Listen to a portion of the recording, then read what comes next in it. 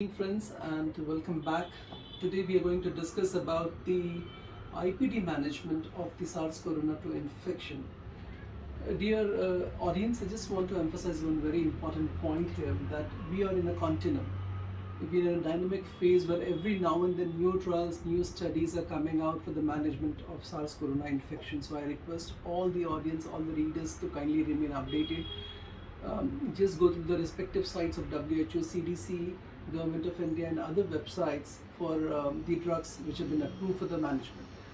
As of now, what is the most promising way of managing the patients who are admitted to your hospital for corona infection? How can we manage them? I will be just talking about the brief general principles as to how you can manage these cases in your own setup in a simplified way.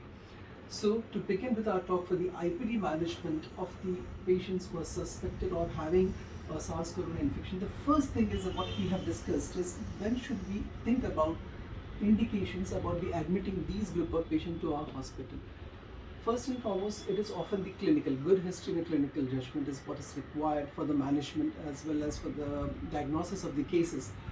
Here, I can say the indications for the hospitalization will have divided into the clinical.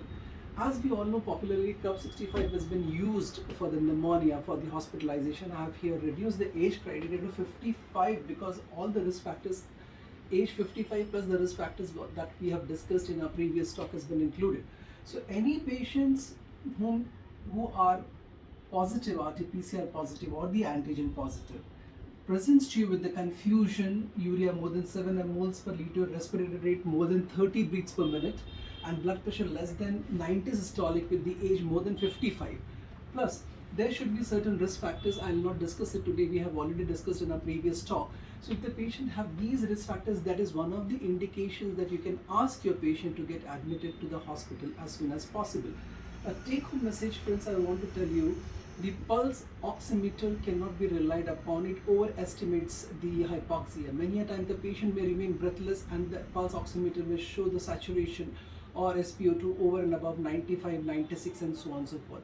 The best important thing is a clinical judgment, as we have discussed in the previous talk about mild, moderate or severe breathlessness. Any patient who is severely breathless, even at rest, he is unable to talk without a pause, immediately warrants that such patient should be immediately admitted to the hospital. So this is very important thing. Secondly, there are certain laboratory findings which may indicate, apart along with the clinical finding, that these group of patients should be admitted to the hospital. Why I'm telling hospitalization? Remember, the early the better. The early the treatment, the better is the outcome, the better is the survival, less is the mortality and the morbidity. So what are the laboratory parameters? If the D dimer is more than 1000, C-reactive protein more than 100, LDH more than 254, troponins more than the 2 times of the upper limit, and the ferritin more than 500. These are the indications along with the clinical presentations, risk factors, and these features may indicate that such patients may be benefited and better be admitted to the hospital. Nevertheless, friends, just have a look at over the absolute lymphocyte count. If it is less than 800 microliters of the cells, absolute lymphocyte count is also one of the indicators that the patient should be admitted. So we have discussed about whom should we ask our patient to get admitted. Now, once your patient gets admitted to the hospital, what is the priority of a treating doctor who is attending the patient?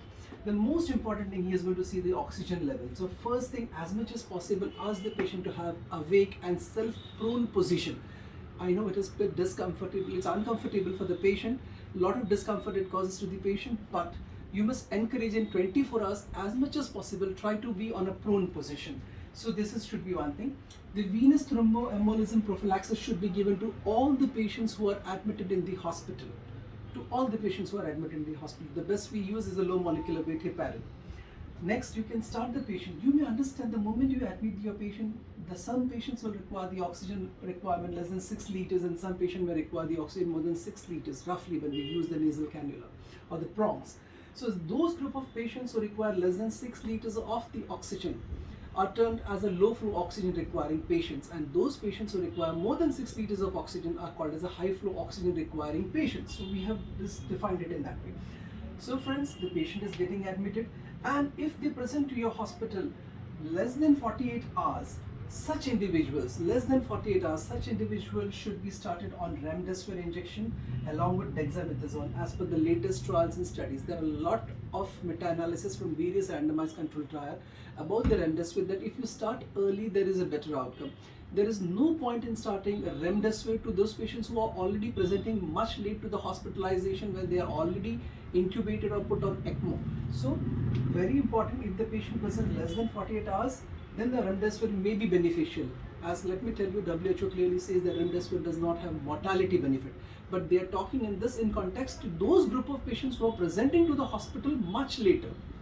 So less than 48 hours, start with the remdesivir and dexamethasone. The dose of remdesivir we have discussed in the previous talk and the adverse effect. I will again remind 200 milligram loading on the day 1 intravenous, 100 milligram daily for next 5 days, or you can extend more 5 days if there is no clinical improvement where you think it might be beneficial. Dexamethasone 6 milligram intravenous. Dexamethasone in the UK studies have found to be beneficial in terms of mortality. So you are going to add remdesivir and 6 milligram of dexamethasone. There are some group of patients whom you will find that after getting admission, they have an elevated inflammatory biomarkers like CRP more than 75, D-dimers are very high, LDH is very high.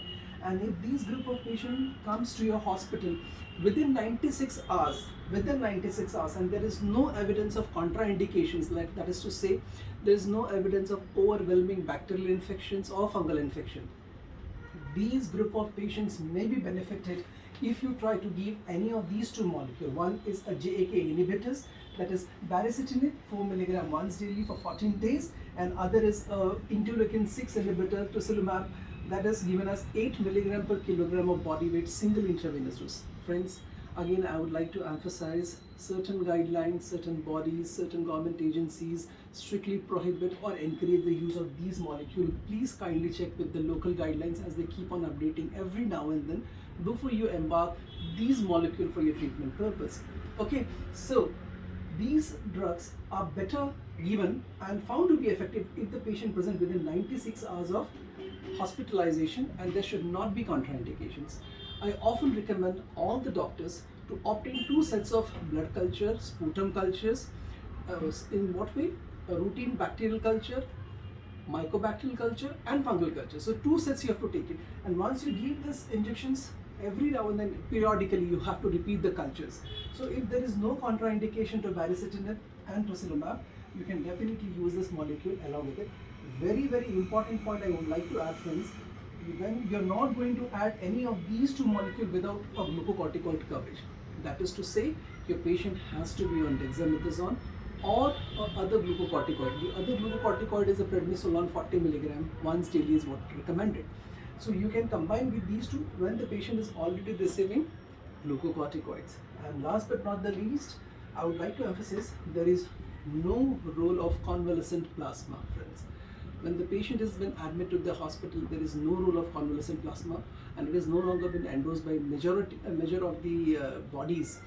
So in short, today we have discussed about the IPD treatment of the patients.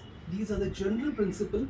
I'll be taking lectures in much detail about those patients with hypoxia, how can you manage these patients on ventilators, how to manage these patients with ARDS in my subsequent talk.